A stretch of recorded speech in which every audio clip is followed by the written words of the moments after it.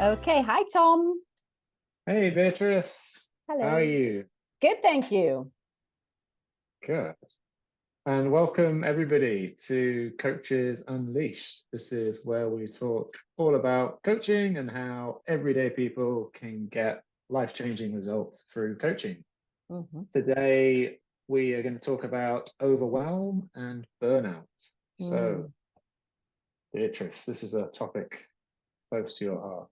It Tell me. is indeed a topic close to my heart because I've been there. I've been myself through overwhelm and eventually burnout. I would say at least a couple of times in my 28-year career. And I think that it's also important that we just define and explain what burnout is and how it shows up. My personal experience of burnout was an initial feeling of just overwhelm, of just really not being able to stay on top of everything, and just it's almost like a vicious cycle where you start to feel the decrease in sort of a panic arising that you can't quite do it all, and it just compounds, and then it impacts your energy levels, which then impacts on your sleep as well, on your eating habits, on your exercising, on your productivity, and that impacts then on your idea of losing your job security, and impacts on the relationships.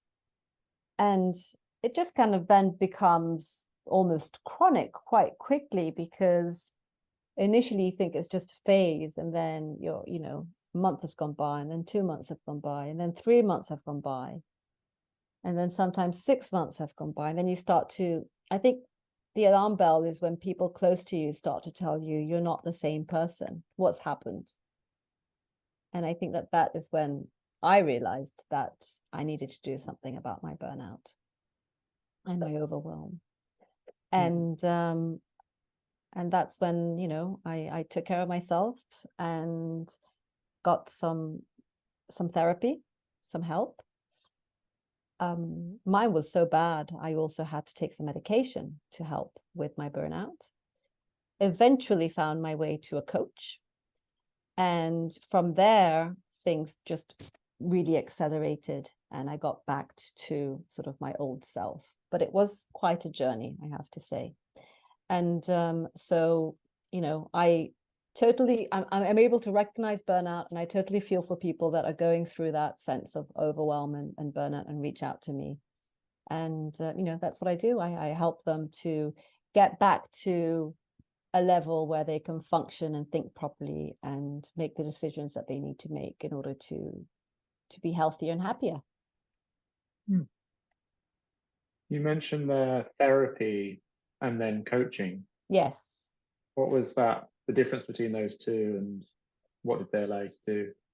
I think that therapy, the way I see it, is more looking for looking towards the past and any sort of trauma that you may be carrying around that you haven't quite processed, emotions that you haven't quite processed.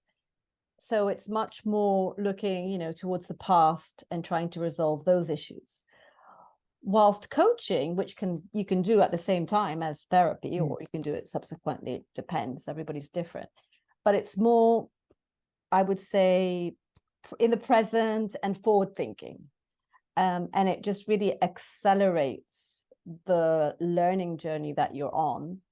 And whilst therapy can last for years and years, and you can sort of stay on it for as long as you need to, I think coaching, I see it more as something that you can do for 3 months or 6 months, then you'll take a break, do your own thing, and then if something happens, like you change job or you lose your job and you need a new job, there's something actually like you're struggling with and you can't face by yourself, then you would reach out for a coach to help you to upskill or reposition yourself on the job market. So I don't see the two as competing. I see them as complementary. Yeah. And also the big difference is that with therapy, the relationship is different. I mean, it's the patient and the doctor, whilst in coaching, it's a more of a peer-to-peer type relationship. So the coachee is a specialist of their life. I'm just supporting them with my technical expertise to help them access the resources that they have inside of themselves. Yeah. And they don't normally maybe access or know how to access or even know that they have them. But they're all there. Yeah. It's a really good point, the difference, about patient relationship versus the partnership almost that you get with a coach. Certainly that's how I see it. You're a partner and helping them achieve whatever they want to do. And yeah.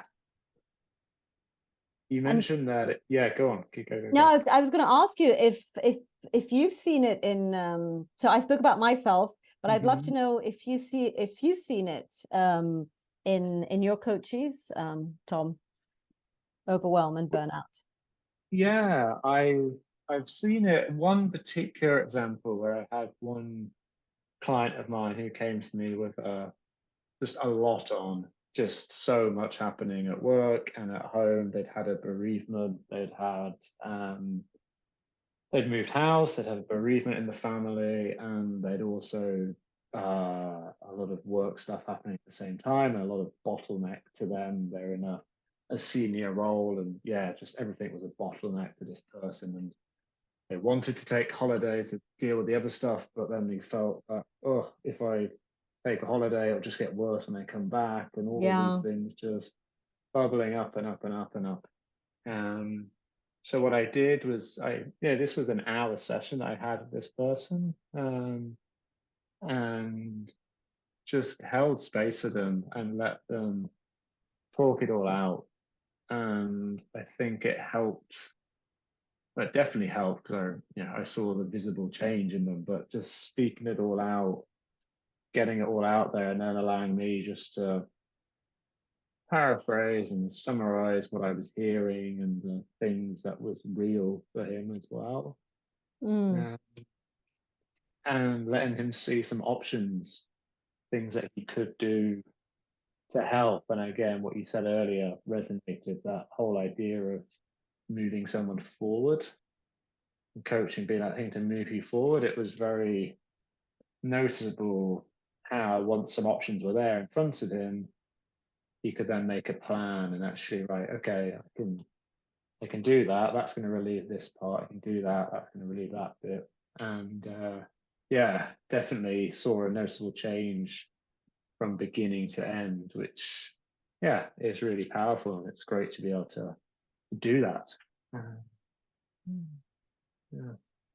And so you mentioned that,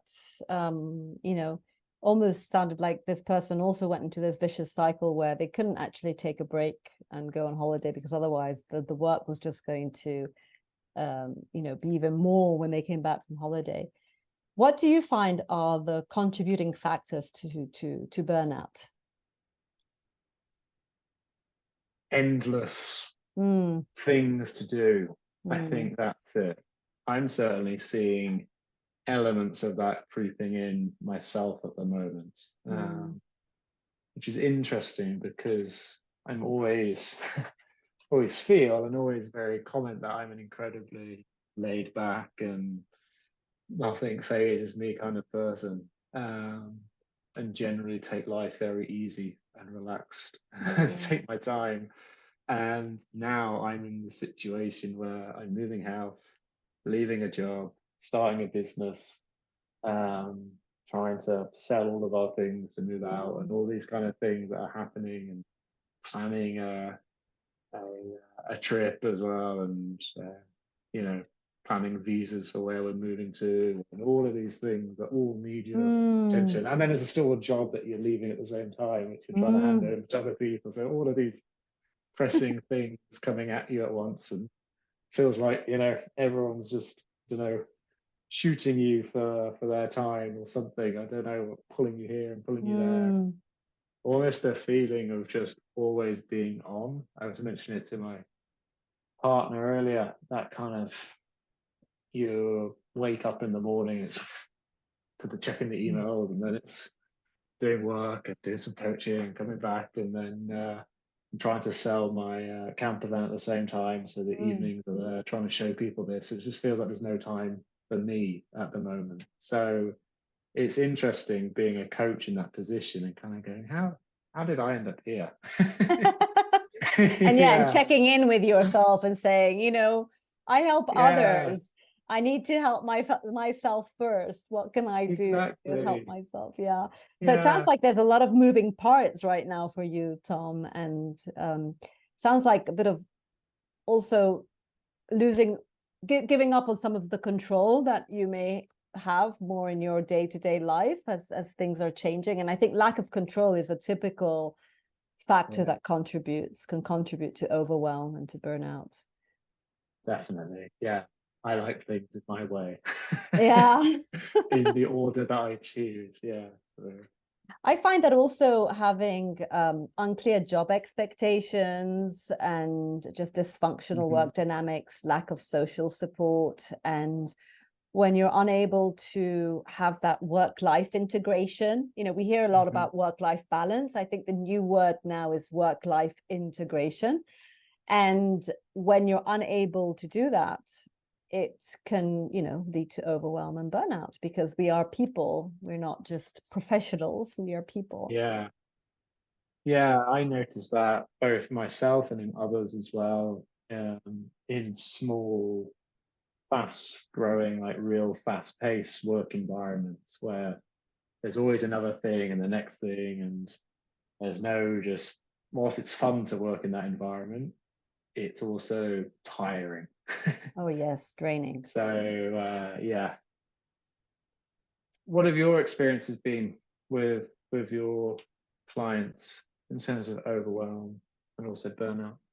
Yeah, I mean, the people that come to me because I have a corporate background tend to be people that coming from, I think, toxic work cultures, let's say, where they come to me and they really have lost their sense of purpose. They're not really sure why they're doing the job that they're doing. A lot of poor management. As you can see here, I've got a stop. This is from my chief happiness officer retreat that I did this past week, with the To Be Happy corporate, um, the school where I did my certification. They're the Institute of Italian Institute of Positive Organizations, and really it's stop Jurassic management, because this is ego dinosaur. It's the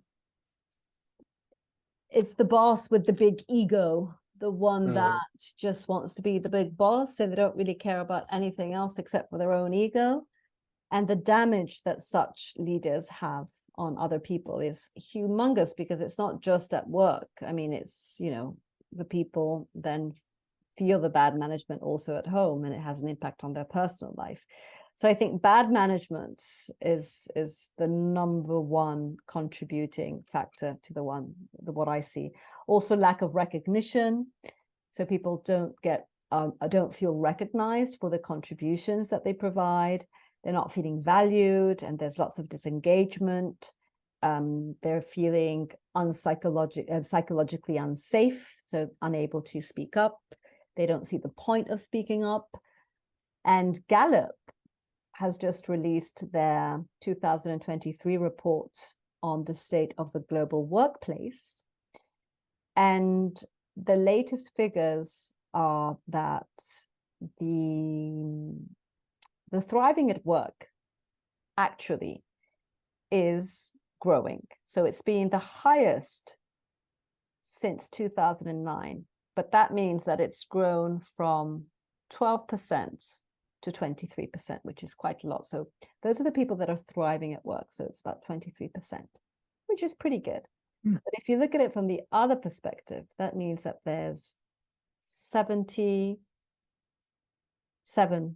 of people that are not thriving, that are disengaged.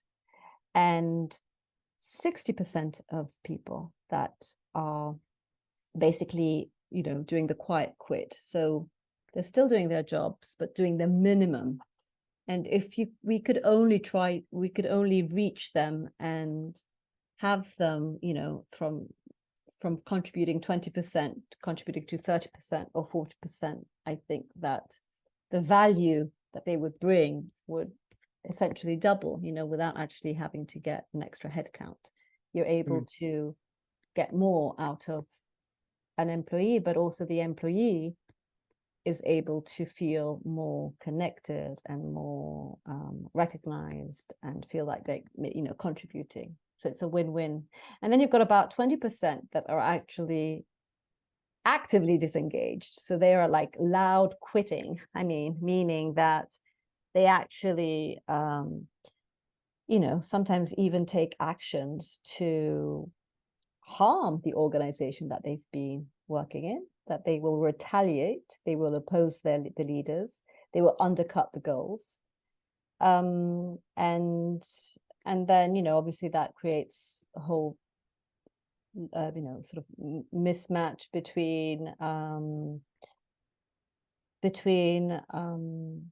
what you're trying to do as an organization and the impact that you're actually having, and also the reputation of the company, and obviously the reputation of the employee, because obviously employees are not respecting, their confidentiality agreements, or the pact that they made with the company. That's also not going to be good for their reputation and their professional sort of image. So it's quite disheartening that there's 18% of loud quitting. This is globally, which is, I think, quite high. Yeah, it is.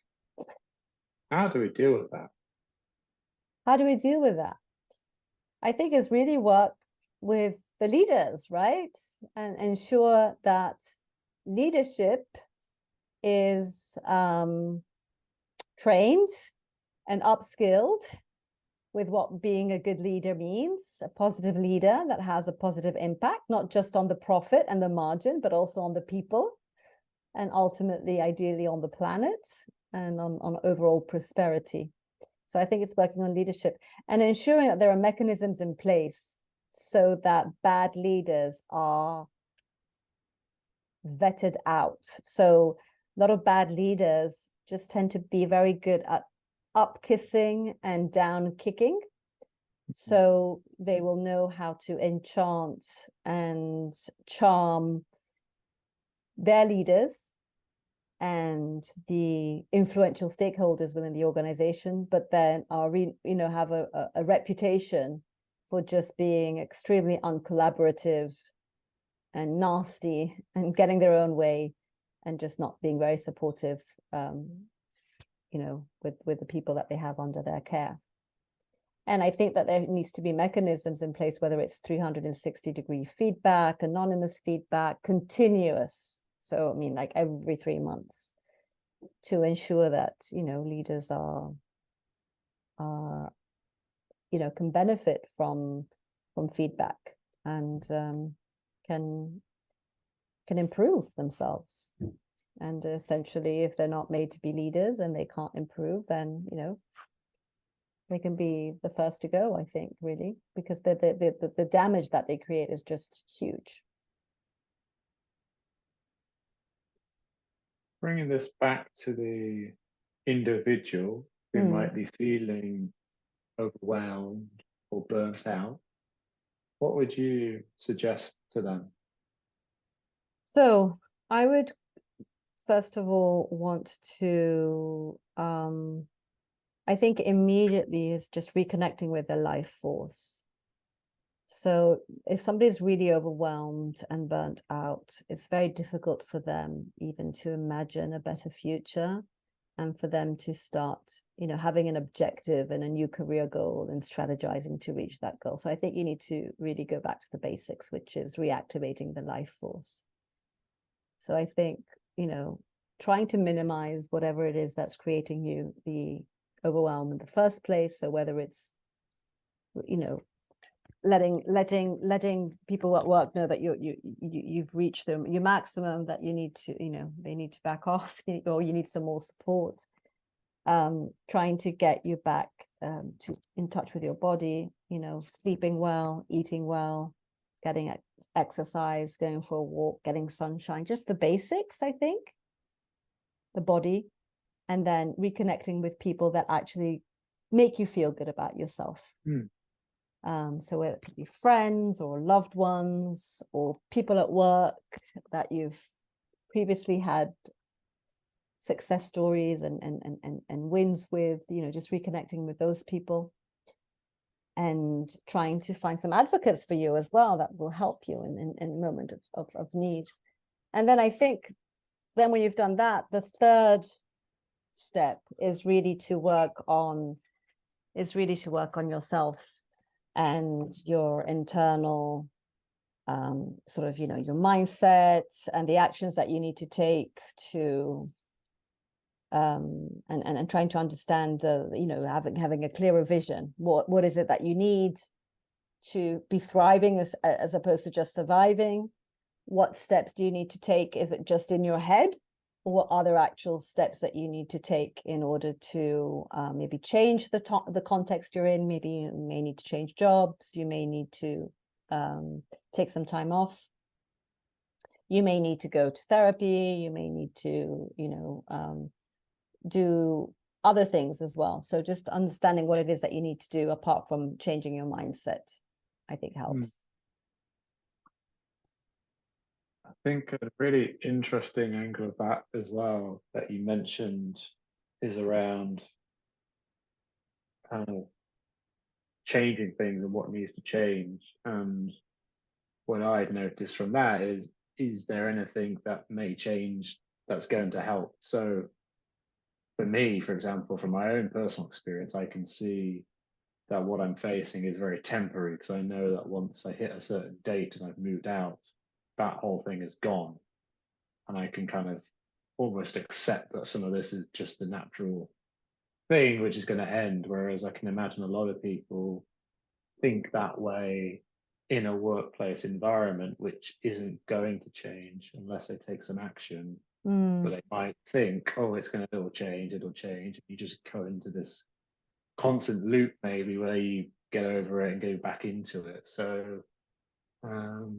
yeah, I think really, and that's probably where a coach could help you in terms of identifying or helping you identify what naturally might change and break the cycle, or is this a just constant loop which you're just going to enter back into? And if that is the case, then maybe there needs to look a bit further into the options of how to change and break that cycle.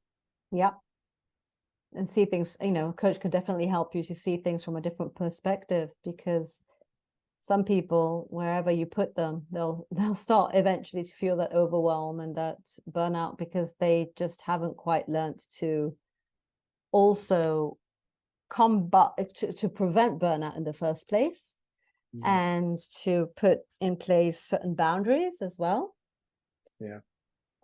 And so wherever it is that they end up going in overwhelm and burnout. So that can also happen, and then a coach will help. Other times it's really very context, I think, driven, and why, some people thrive in these type of contexts, other people just prefer to move on. So I think it's a very personal decision as well.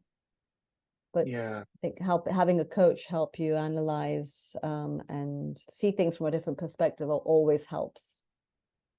Yeah, I've noticed that in my clients as well, just showing that things are, I guess, two aspects. One is what is within your control. So the things that you can do, the boundaries that you can set, the way that you wake up in the morning, all these little things that you can do and you are fully in your control to do. And then the second piece is those around you that can take some of this from you. You mentioned leadership earlier. I think being a great leader is about bringing up those around you. And I've definitely seen that in clients, helping them see that things can be shared and things can be delegated, and helping them do that. again really helps in terms of just sharing out what Mm, they're currently facing, because a lot of people kind of hold on to stuff that you think it's just you that can do it, but actually there's a whole heap of people who are there who can support you and do that and share it. But unless you take absolutely. action to actually Mhm. call that out, it won't happen. So Yeah, and it can be an opportunity for people to learn a new skill as well and find out what somebody else is doing. exactly, yeah. Mm. And that's not solely in a work context either. There's loads of other things you can offload in personal life as well. If there's tasks around home, you can get yourself a cleaner to come in or other things like that, or do a food shopping delivery or little things like that, maybe that also soften some of the other Mm. personal presses of time. So yeah. Mm. But this is a big issue. I mean, I'm looking at some more data here that I wanted to share with our listeners and our viewers. This is a study from 2020 from Deloitte, which found that 77% of their sample experienced employee burnout at some point in their career, with more than half of those that had experienced burnout citing that it happened to them more than once. So it's also, I think, some people are predisposed to, for example, just proving themselves. For example, that's, I think, a real caveat. It's sort of, those people that really want to prove themselves and how strong they are and how they can just take on everything. And they just keep working harder and harder and harder, and they don't seem to get that recognition or that success and reach what they're trying to reach. And then they start to neglect their needs more and more. And, sometimes then you start to sort of blame others or the situation, and a bit of conflict starts to arise. And then that's where your values change. You start losing track of who you are and your personal values as well, and you're really just focused on work. And you start thinking it's not, you start denying the problem and seeing it as a quick fix, but it's not going to just go away. And then it just, I think, spirals from there. Then by that time you're at stage 7 of burnout, which is where you'll start to withdraw from social life and from your family as well. But your behavior then upsets as well your loved ones. So loved ones start to see your behavior is actually having an impact on personal life. And then I think you start to feel a depersonalization. So you sort of start to not feel like yourself anymore. And I get a lot of coaches that come to me saying, I don't know who I am anymore. I don't know what I'm good at doing anymore. I don't know, I've completely lost my confidence. Don't know what I'm doing. Who am I? They start to feel empty and a bit numb, when you start to cut off that pain. But as you cut off the pain, you also cut off the joy. And I think this is where people can start drinking more or overeating or undereating and all those horrible habits as well. And then, if left unchecked, can really come to depression and exhaustion and just collapse and full burnout. Yeah, it's an awful list of symptoms when you say it. Yeah. And what we touched upon earlier, kind of what someone can do if they're feeling Mm. those symptoms. One thing I'd like to ask is, how can we help colleagues or partners or friends to spot that in others? Is there a way that we can spot the signs of burnout in our colleagues and friends and loved ones to help them from entering those further stages? Yes, I think that, just letting them know that you're noticing these changes Mm, helps, because when you're in it, you think that you're hiding it really well. You're hiding your suffering from everybody else. mm, And I think just letting them know that you've noticed that they're not quite themselves and that you've noticed that they're struggling. Um, and just ask, show that you care, see if they're willing to open up and willing to acknowledge that there is an issue or not, because I think that's the first step, is for them to actually acknowledge that there's an issue, and then understanding what is it that they can do about it. If there's anything that they want to do about it, they're going to, get out of the situation themselves. Probably not, because by then they're blaming the situation, their boss, whatever. They probably need professional help by then. So they probably do need a coach or a therapist or something to happen to break that cycle. Redundancy is another way to break the cycle. I mean, some people are then kind of left at home, they're overwhelmed, they burn out, boom, the redundancy comes. And then that's really, I think, a chance to recuperate and to heal and to reinvent yourself. And to, I see it as I talk a lot about anti-fragility and post-traumatic growth.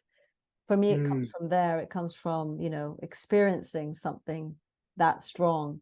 And then you can decide, what am I going to do? Am I going to let it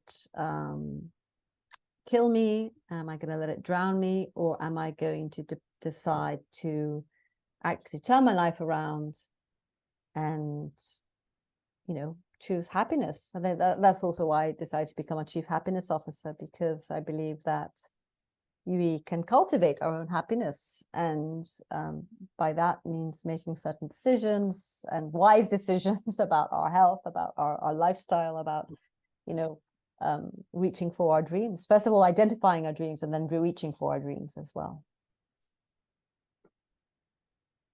Beatrice, I can tell this is a topic close to your heart and something that you really care about, and you really care about helping others avoid it or get support. Prevent it. Yes. If someone out there is listening to this and thinks they'd like to discuss something like burnout with you, or get advice, get support, discuss more ideas, either in a happiness officer perspective or a coaching perspective, how can they do that? Well, first of all, I'd like to say to them, you're not alone. There's people here that care and that are here waiting to support you.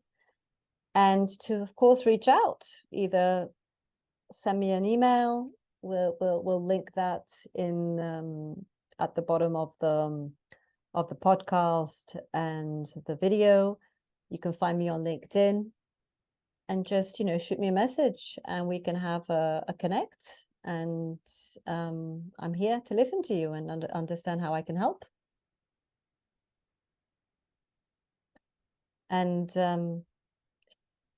so Tom, I hope that I really hope that as coaches we can help people to avoid coming to that tipping point. Yeah, for sure. But if they do come to that tipping point, we also have the skills and the experience to help people as well. So yeah, we do. Great. Okay, so I'm just looking at the time. We've gone over this time, so 33 minutes and 53 seconds. I think we could talk for a lot longer, but let's call it there for today. Yes. And let's just say to listeners, if this one has piqued your interest and there's more you'd like us to discuss, just reach out and we can talk about more. There's a lot more in this topic, I suspect. So yeah, thank you for joining us this week, and we look forward to helping you and talking to you more. Okay, bye. Bye.